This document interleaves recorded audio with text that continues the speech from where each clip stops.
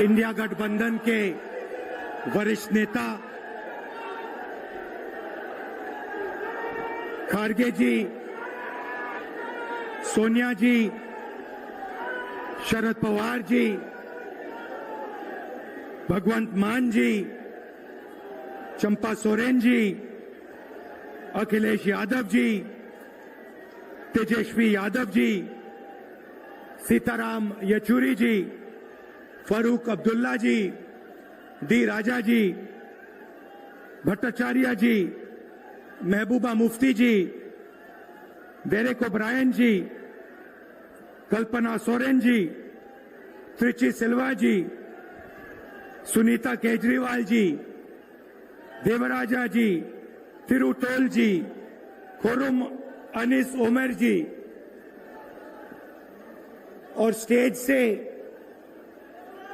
मैं केजरीवाल जी और सोरेन जी का भी नाम लेना चाहता हूं, क्योंकि वो आज यहां है नहीं, मगर दिल में हम सब एक साथ खड़े हैं। भाइयों और बहनों, इंडिया गठबंधन के कार्यकर्ताओं, आप सबका यहां बहुत बहुत स्वागत, नमस्कार।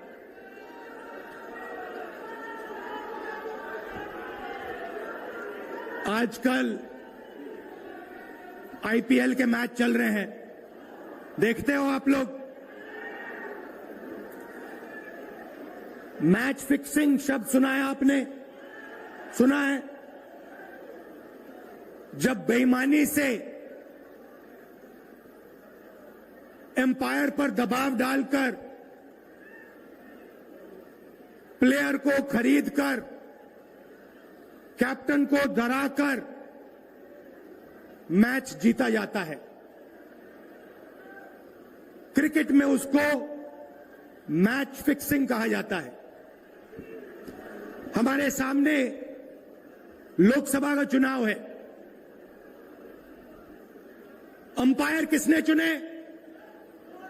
नरेंद्र मोदी ने। हमारी टीम में से मैच शुरू होने से पहले 2 खिलाड़ियों को अरेस्ट करके अंदर कर दिया। तो भाइयों और बहनों, ये जो चुनाव हो रहा है, नरेंद्र मोदी जी इस चुनाव में मैच फिक्सिंग करने की कोशिश कर रहे हैं। ये जो उनका 400 सीट का नारा है, ये बिना ईवीएम के, बिना मैच फिक्सिंग के, बिना सोशल मीडिया और प्रेस पर दबाव डालकर खरीदकर, ये 180 पार नहीं होने जा रहा है। सब मिलाकर आप देखिए, कांग्रेस पार्टी विपक्ष की सबसे बड़ी पार्टी है। हमारे सारे के सारे बैंक अकाउंट बंद कर दिए गए हैं। चुनाव के बीच में देश की सबसे बड़ी ऑपोजिशन की पार्टी के सारे अकाउंट बंद कर दिए। हमें कैंपेन चलाना है, हमें लोगों को प्रदेशों में भेजना है, पोस्टर लगवाने हैं। सारा का सारा जो हमारे रिसोर्सेज हैं, बैंक अकाउंट बंद कर दिए गए। तो ये कैसा चुनाव हो रहा है? नेताओं को धमकाया जाता है, पैसे देकर सरकारों को गिराया जाता है, नेताओं को जेल में डाला जाता है। केजरीवाल जी को, सोरेन जी को, ये पूरी की पूरी मैच फिक्सिंग करने की कोशिश की जा रही है। और ये मैच फिक्सिंग सिर्फ नरेंद्र मोदी नहीं कर रहे हैं, ये मैच फिक्सिंग नरेंद्र मोदी और हिंदुस्तान के 3-4 सबसे बड़े अरबपति मिलकर कर रहे हैं। यह सच्चाई है। और यह मैच फिक्सिंग क्यों हो रही है? भाइयों और बहनों, इसका सिर्फ एक लक्ष्य है कि हिंदुस्तान का संविधान, जिसने इस देश के गरीब लोगों को भविष्य दिया, सपने देखने का हक दिया, उस संविधान को हिंदुस्तान के गरीब जनता से के हाथ से छीनने के लिए यह मैच फिक्सिंग की जा रही है। और मैं आपको बताना चाहता हूं कि जिस दिन यह संविधान खत्म हो गया, उस दिन यह हिंदुस्तान नहीं बचेगा। इसको पुलिस से, धमकी से नहीं चलाया जा सकता है।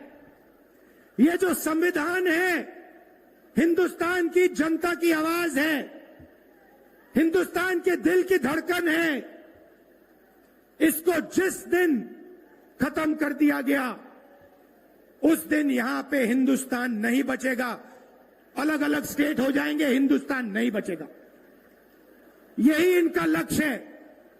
ये सोचते हैं कि संविधान के बिना धमकाकर, डराकर police, CBI, ED, income tax department के साथ देश चलाया जा सकता है। ये सोचते हैं मीडिया के बिना देश चलाया जा सकता है। आप मीडिया को खरीद सकते हो, आप मीडिया को दबा सकते हो, आप मीडिया के रिपोर्टर्स का मुंह बंद कर सकते हो, मगर आप हिंदुस्तान की आवाज को नहीं दबा सकते हो। इस आवाज को कोई नहीं दबा सकता। दुनिया में कोई ताकत नहीं है जो इस आवाज को दबा सकती है। भाइयों और बहनों, बीजेपी के एमपी ने कहा कि जैसे ही हम चुनाव जीतेंगे, मैच फिक्स करके 400 सीटें जीतेंगे, वैसे ही हम संविधान को बदल देंगे, संविधान को रद्द कर देंगे। ये ऐसे ही नहीं बोला गया। ये टेस्ट करने के लिए, आइडिया टेस्ट करने के लिए बीजेपी के एमपी ने बोला है। ये लड़ाई संविधान को बचाने की लड़ाई है। जैसे अखिलेश जी ने कहा, संविधान चला जाएगा, गरीबों के हक चले जाएंगे, आरक्षण चला जाएगा, और जो आपका धन है, गरीबों का धन है, किसानों का धन है, मजदूरों का धन है, वो 5-6 लोगों के हाथ में चला जाएगा। नोटबंदी की, जीएसटी लागू किया। मुझे बताइए, जीएसटी से, नोटबंदी से किस गरीब व्यक्ति को फायदा हुआ? किस छोटे दुकानदार को फायदा हुआ? किस किसान को फायदा हुआ? किस बेरोजगार युवा को फायदा हुआ? किसी को नहीं। 40 साल से सबसे ज्यादा बेरोजगारी हिंदुस्तान में आज है। 1% लोगों के पास हिंदुस्तान का पूरा धन, 22 लोग हैं। जितना धन उतने उनके हाथ में है, उतना ही धन 70 करोड़ लोगों के हाथ में है। ये संविधान को क्यों मिटाना चाहते हैं? क्योंकि आपका धन जो है आपसे छीनना चाहते हैं। मैंने जाति जनगणना की बात की, किसानों के एमएसपी की बात की, युवाओं को रोजगार देने की बात की। यही देश के सामने सबसे बड़े मुद्दे हैं। मगर एक बात याद रखिए,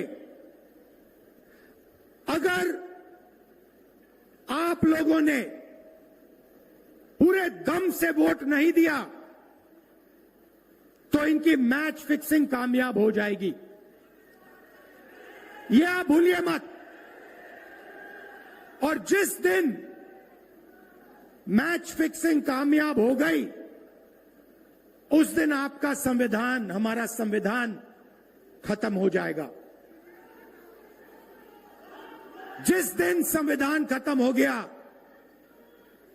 उस दिन हिंदुस्तान के दिल पर एक बहुत बड़ी चोट लगेगी। तो ये जो चुनाव है, ये चुनाव कोई मामूली चुनाव नहीं है। ये चुनाव हिंदुस्तान को बचाने का, संविधान को बचाने का, और जो गरीबों का हक है, किसानों का हक है, पिछड़े वर्गों का, दलितों का, आदिवासियों का, गरीब जनरल कास्ट के लोगों का हक है, उसको बचाने का हक है, उसको बचाने का चुनाव है। यह बात आप याद रखिए, क्योंकि अगर यह चुनाव जहां मैच फिक्सिंग की जा रही है, वो पूरे देश को दिख रहा है। बीजेपी के लोग कह रहे हैं, कल में से व्यक्ति मिलने आया, मुझे कहता है मैं ट्रेन से आया, मेरे साथ बीजेपी के कार्यकर्ता बैठे थे, उन्होंने कहा कि कुछ ना कुछ गड़बड़ है। यह सच्चाई है। इलेक्शन कमीशन के लोगों को नरेंद्र मोदी जी ने बैठाया, दो नेताओं को, दो चीफ मिनिस्टरों को जेल में डाला। चुनाव से कुछ ही महीने पहले अगर डालना था तो 6 महीने बाद डाल देते, 6 महीने पहले डाल देते। नहीं, चुनाव से 2-3 महीने पहले 2 चीफ मिनिस्टर को डालना था। आपने हमारे बैंक अकाउंट बंद किए। बैंक अकाउंट बंद करने थे, 6 महीने पहले करते, 1 साल पहले करते, 6 महीने बाद करते, कोई फर्क नहीं पड़ता।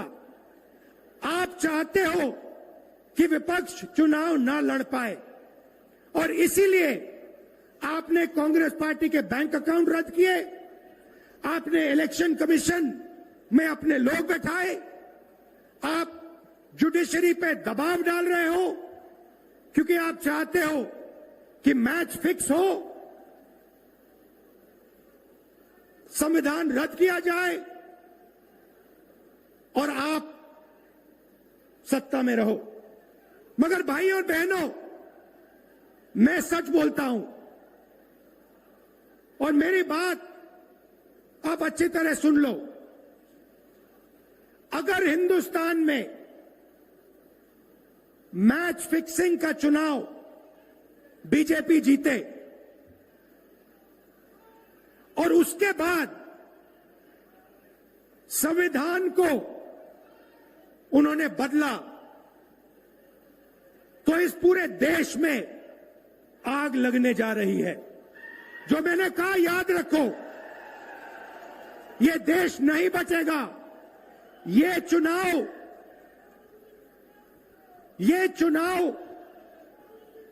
वोट वाला चुनाव नहीं है। ये चुनाव हिंदुस्तान को बचाने वाला चुनाव है, संविधान की रक्षा वाला चुनाव है। धन्यवाद। जय हिंद।